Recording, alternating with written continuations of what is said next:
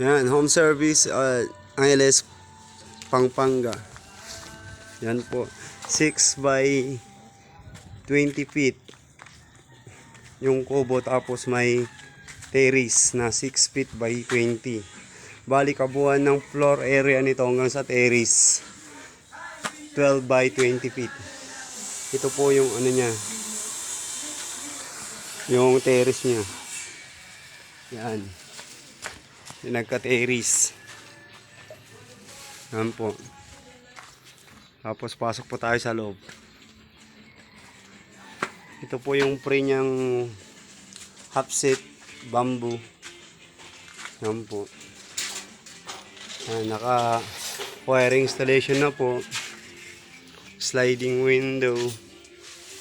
Tapos yung entrance niya, bali glass door. Yan, pasok pa tayo. Yan, pagpasok mo, yan, may screen pa. Pagpasok mo, may TV divider. Tapos with wire installation na po. Yan, with cove light. Tapos bali 3 rooms po to. 3 rooms. Yung isang kwarto, master bedroom. Ito po yung master bedroom. Bali yung ano niya, swing door. Yan, yan po yung master bedroom niya. Yan. Naka-vinyl tiles with aircon, sliding window, cove light, with painted na to, with electrical insulation. Yan. Tapos to yung mini closet niya. Yan. Ang ganda.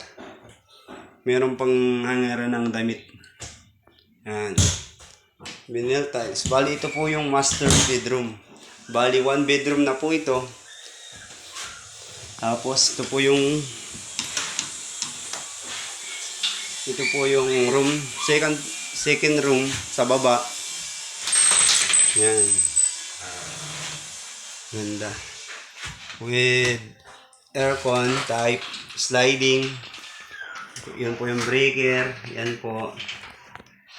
Yan. Bali maluwang po siya. Sakto yung 3 tao.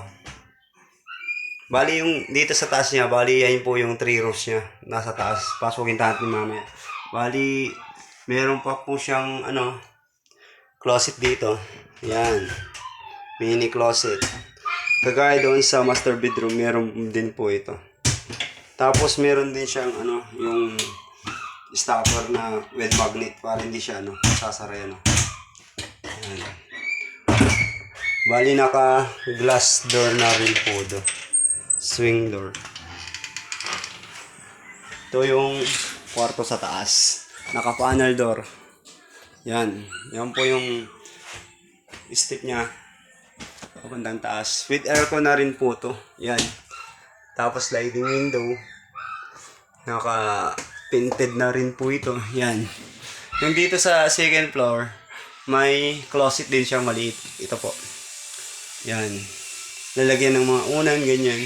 Tapos naka-pin light na din po. Yan. Tapos ito po yung switch with outlet. Panel door. Yan po. Malawang po siya. Pwede rin yung 3 tao dyan.